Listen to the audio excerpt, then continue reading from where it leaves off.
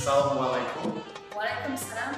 Welcome to Dubai, home of our Darley sponsor, His Highness Sheikh Mohammed bin Rashid Al Maktoum. Dubai truly is one of the phases that all the trainees are looking forward to, given that it's none of our home countries and only a couple of us have been here before. So the first couple of weeks here in Dubai truly have been a couple of weeks of discovery.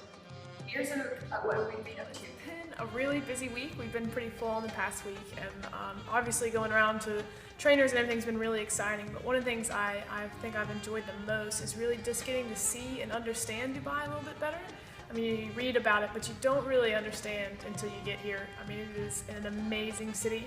And we've done everything from going to cultural centers. We did a tour of the city. When Chloe was here, she went with us. Got to go see one of the oldest mosques in Dubai. We went to the Burj Khalifa up to the top. We tried to have some of the local cuisine, seen just so many different things. I mean, it is just a city on top of the world right now, and it's so cool to be able to kind of get that background of Dubai before we really get into living here. So for the duration of our Dubai placement here, we'll be staying at the Emirates Academy of Hospitality, and that is an educational management school for students who want to go and pursue a career within the tourism industry. I was definitely blown away by the level of commercialism and tourism over here. Obviously coming over here with oil is, the leading contributor to GDP, but since we've been here, it's, 85% of the people over here are expats, either living over here or, touring the amazing facilities, and to think that it's come all this way in 30 years is quite amazing. So definitely that aspect of Dubai has been a real eye-opener. Pretty much if we look out the windows of our apartments, we can see the Burj Al Arab, the flagship hotel, not only for the tourism industry but really for Dubai here. It is built out on a man-made island, which was just incredible, in a hotel out there. Our first couple of days we were very fortunate to go and visit the Burj Al Arab, and we saw all the different hotel rooms. Probably some of them that we won't be able to afford to stay in ourselves, not for a long time anyway. But it was really a great insight into the tourism industry here, which of course gives so much income to Dubai. The group visited the Sheikh Mohammed Centre for Cultural Understanding, which is actually the only mosque in Dubai which is open to the public, and I think for many of the trainees it was actually their first experience in a mosque. While we were enjoying our traditional breakfast, we had a very interesting chat with the Emirati who was teaching us all about the Muslim culture and traditions. I was very fortunate to be chosen to try on the typical Muslim dress, which was very enjoyable, but also it was fantastic to get a better understanding. A lot of the trainees left the mosque feeling very much more aware of why things are done and how, and with a much more open mind about Muslim culture and society. Since arriving, we've been very lucky to visit several of the leading trainers here in Dubai, including Doug Watson, who learned his trade from Kieran McLaughlin and is now one of the leading trainers in Dubai each year and is off to a great start this year.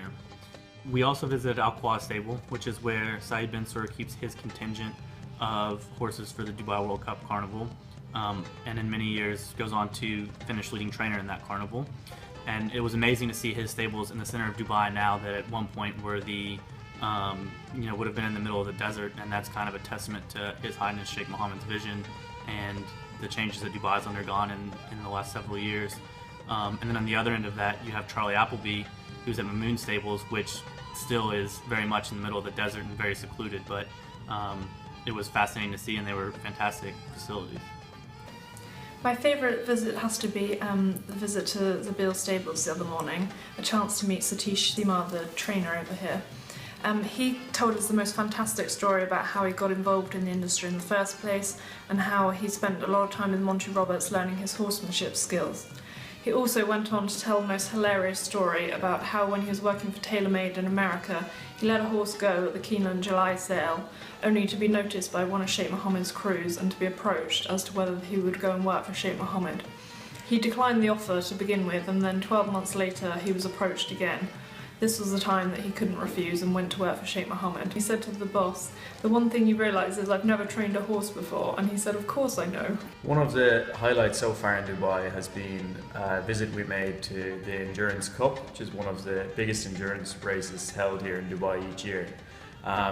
It was a great day out. It was the first time I've ever been to an endurance race, so a big learning curve. It was actually won by Sheikh Hamdan, Sheikh Mohammed's son, so that was pretty nice to see. We got to see Sheikh Mohammed, who was in attendance also, so all over it was a great day. The racing has been fantastic. We've been to both Meydan and Jebel Ali, and Meydan is just a phenomenal race course. The way they keep the turf track in such good condition is incredibly impressive, considering the surroundings we're in. And the dirt track seems to be a real hit with most of the trainers we've spoken to. Jebel Ali was slightly smaller and it was a different track. It's a horseshoe track, but it was a really good atmosphere. All the locals were there. And actually there was a real steep incline getting up to the finish line, and it was quite interesting to see how most of the front runners kept on that pace. It was rare a horse from the back would come and win. The Dubai phase this year has been restructured. So for the next month we'll be completing our academic modules, and then the remaining 8 weeks of our Dubai phase will be on our various placements. So I'm going on placement with Doug Watson. Dubai Racing Club. Mike de Kock. Zabil Sables with Satish Seema, and Godolphin with Saeed bin Cyril. The Dubai Racing Channel. Falcon and Associates. Dubai stable and with Rob Stevenson, who's an Australian farrier here in Dubai. International Stables. Kieran McLaughlin, Emma Moon Stables, and the contingent of American horses coming over to compete in the Dubai World Cup Carnival. Applications for the 2016-2018 Darley Flying Start are now opened. If you have any questions, feel free to email anyone on the course. It truly is a life-changing program.